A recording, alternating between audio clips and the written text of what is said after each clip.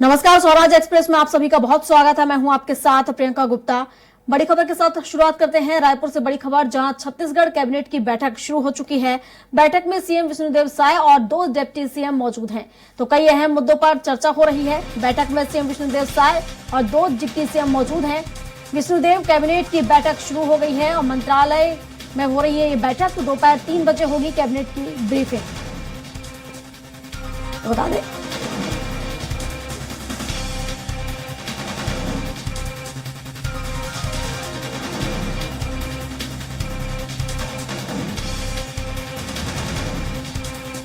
तो रायपुर से बड़ी खबर आपको बता रहे हैं, जहां छत्तीसगढ़ कैबिनेट की बैठक शुरू हो चुकी है। कई विषयों पर चर्चा की जा रही है, कई अहम मुद्दों पर चर्चा हो रही है।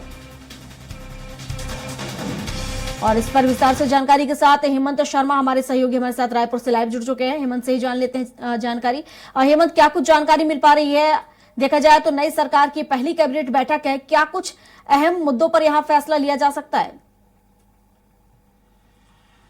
देखिए प्रियंका, मंत्रालय में कैबिनेट की बैठक शुरू हो गई है और नई सरकार की ये पहली कैबिनेट की बैठक है। विष्णुदेव साय की अध्यक्षता में बैठक चल रही है। इस बैठक में उप मुख्यमंत्री अरुण साव और विजय शर्मा मौजूद हैं। इसके अलावा प्रशासनिक जो अधिकारी है, मुख्य सचिव से लेके, वो भी इस बैठक में मौजूद हैं।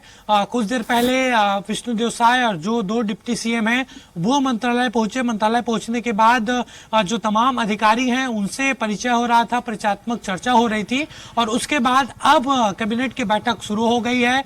इसमें 3 महत्वपूर्ण एजेंडों के अलावा कई महत्वपूर्ण विषयों पर चर्चा होगी। सबसे पहले इसमें 25 दिसंबर को जिस तरीके से वादा किया गया था भाजपा के द्वारा, सरकार के द्वारा, कि 2 साल का बकाया बोनस दिया जाएगा, तो उस पर आज मुहर लग जाएगी। पहला साइन कागज पर विष्णुदेव साय जो मुख्यमंत्री हैं वो करेंगे और दूसरा जो महत्वपूर्ण निर्णय है वो आवास को लेकर लिया जाएगा। चुनाव के दौरान घोषणा पत्र में ये जिक्र किया गया था बीजेपी के द्वारा कि 18 लाख आवासहीनों को सरकार आवास बनाकर देगी, तो उस फाइल पर भी आज हस्ताक्षर हो जाएंगे, उस पर भी निर्णय हो जाएगा।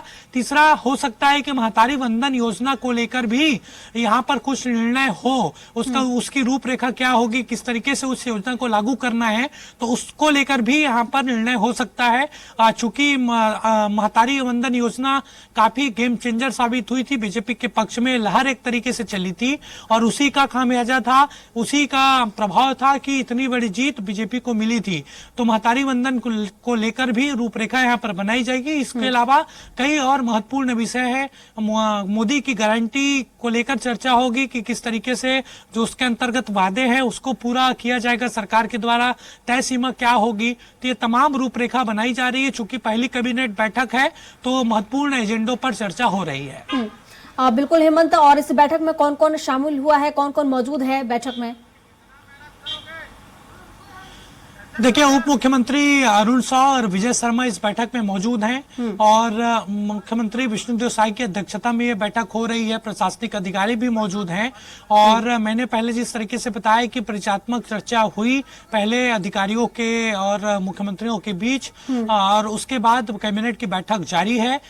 खबर आ रही है कि 3 बजे के आसपास खुद मुख्यमंत्री विष्णुदेव साय प्रेस कॉन्फ्रेंस कर कैबिनेट में हुए फैसलों की जानकारी देंगे।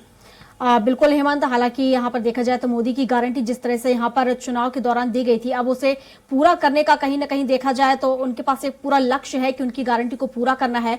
तमाम जो योजनाएं निकाली गई कहीं ना कहीं उसको पूरा करना है और ये पहली बैठक उनकी काफी महत्वपूर्ण मानी जा रही है। अगर देखा जाए, अगर सबसे पहले हम बात करें तो कौन से विषय यहाँ पर, कौन सी योजनाएं हो सकती हैं जिस पर विशेष रूप से फोकस नए सीएम का होगा? देखिए, सबसे महत्वपूर्ण जो एजेंडे हैं वो उस पर चर्चा हो रही है, खासतौर पर जो आवास का मामला है। मैंने पहले ही बताया कि वादा किया गया था कि 18 लाख जो आवासहीन हैं उनको आवास दिया जाएगा, तो उस पर आज निर्णय हो जाएगा। इसके अलावा धान की जो बकाया राशि है, बोनस की राशि है 2 साल की, वो देने का फैसला किया गया था, तो उसको लेकर भी यहाँ पर फैसला हो जाएगा।